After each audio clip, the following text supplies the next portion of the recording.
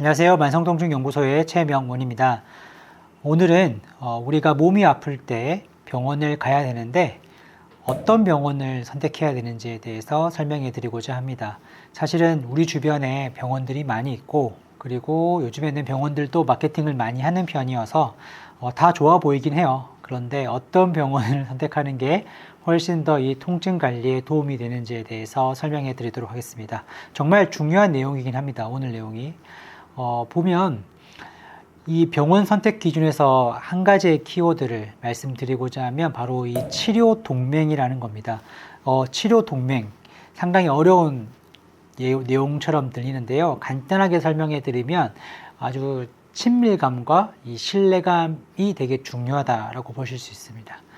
그러니까 이 치료 동맹이 높을수록 실제로 통증이 감소된다라는 연구가 있어요. 과거에는 이 치료 동맹을 평가할 수 있는 그런 도구가 없었거든요. 근데 요즘에는 그런 설문지들이 잘 개발되어서 실제로 치료 동맹이 높은 그런 병원을 갔을 때 환자들이 통증이 감소되는 그런 결과들을 맞이하게 되었다.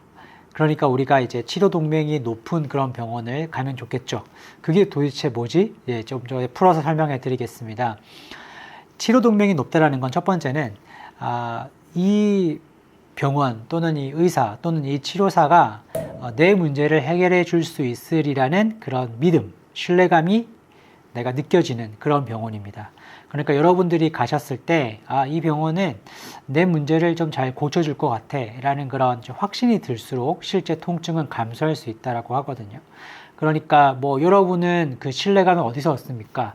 뭐 그 의료진이나 치료사가 나온 대학이나 혹은 어디서 수료를 받았는지 이런 것이 중요하다면 그것도 하나의 결정 기준이 되실 수도 있어요.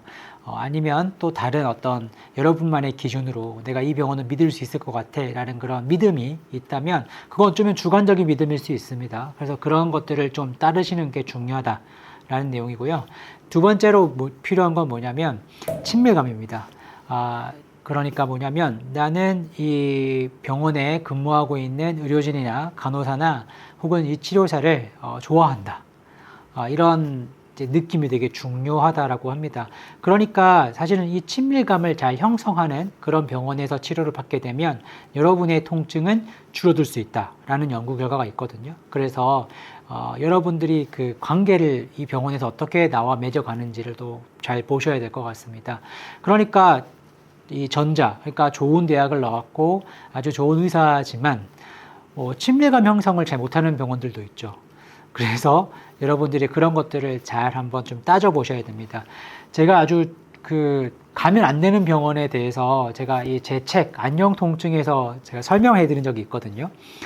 너무 저도 그 얘기를 듣고 충격적이어가지고 그거를 제가 제 책에다가 박제를 딱 했습니다. 물론 그 병원의 상호명은 넣지 않았지만 생각할수록 저도 화가 나는 그런 병원이 있어요. 저는 이제 환자분들한테 병원에 갈 때 미리 이렇게 메모를 해서 가라고 합니다. 왜냐하면 이 짧은 진료 시간 안에 자기가 물어보고 싶은 건 막 있는데 막 이 시간에 쫓기다 보니까 이렇게 하고 싶은 말을 다 못하고 진료실을 나오게 돼요. 그러면서 막 후회하게 되죠. 이걸 물어봤어야 되는데. 그런 것들을 최대한 방지하고자 제가 좀 적어가라고 하거든요. 그런데 어떤 분이 제가 이제 시킨 대로 했어요. 그래서 이거 궁금하고 이거는 나는 이런 약을 먹었을 때 부작용이 좀 생겼고 이런 걸 설명했었거든요. 근데 그 의사가 듣더니 환자분 참 말이 많네. 어련히 알아서 할까. 그냥 내가 주는 약 먹으세요. 약간 이렇게 얘기를 했다고 해요. 그래서 마음이 많이 상해가지고 나왔다고 합니다. 그런 병원 어떠세요? 친밀감 형성에 도움이 될까요? 전혀 도움이 되지 않겠죠? 그러니까 좀 친밀감을 어떻게 형성할까 생각해 보면 사실은 뭐 짧은 시간이라 할지라도 그 안에서 충분히 나의 고통에 대해서 공감해주고 그리고 어떤 내용을 설명할 때 자세하게 그리고 친절하게 안내해주고 그리고 나의 어떤 상황들을 좀 고려해서 약을 처방한다거나 치료 방법을 선택하게 해주고 이런 것들이 사실은 친밀감 형성에 매우 중요할 수 있거든요. 그래서 그런 태도를 가지고 있는 그런 의료진과 치료사가 있는 병원이면 좋은 병원이라고 할 수 있습니다. 그 다음에 또 뭐가 있냐면 이 치료 동맹이 구성하는 요소 중에 하나가 내 문제를 이 치료사나 뭐 의사가 잘 이해하고 있다 라는 그런 느낌을 받아야 된다고 합니다. 그러니까 아까 나왔던 내용이랑 거의 동일해요. 그러니까 일단 의사는 기본적으로 의료 지식이 풍부하겠죠. 뭐 물리치료사는 물리치료에 대한 지식이 풍부할 겁니다. 그런데요, 중요한 거는 내 상황에 대해서 그들은 몰라요. 그쵸? 내가 지금 어떤 상황에 처해 있는지, 내가 지금 어떤 문제가 있는지, 이것은 내가 말해주지 않으면 정확하게 알기는 어렵습니다. 뭐 신체 평가나 뭐 여러 가지 검사를 통해서 어떤 병리적인 문제는 알아낼 수 있으나 사실 뭐 통증이 만성화가 되면 그보다 더 중요한 것들이 많이 있거든요. 근데 그런 것들을 상황과 맥락을 좀 고려를 해야 되는데, 그러려면 경청이 되게 중요해요. 그래서 의사와 이 치료사가 경청하는 태도를 보이는가, 이런 것들이 되게 중요합니다. 말을 가로챈다거나 아니면은 시간이 없다라는 그런 눈치를 많이 준다거나 그런 병원들은 사실은 내가 편하게 얘기할 수 없는 조건이 되고, 이제 그러다 보면은 이제 시간에 쫓겨서 나오게 되니까 이분들이 내 상황을 잘 알까? 내 문제를 잘 알까? 라는 그런 의문이 들게 되죠.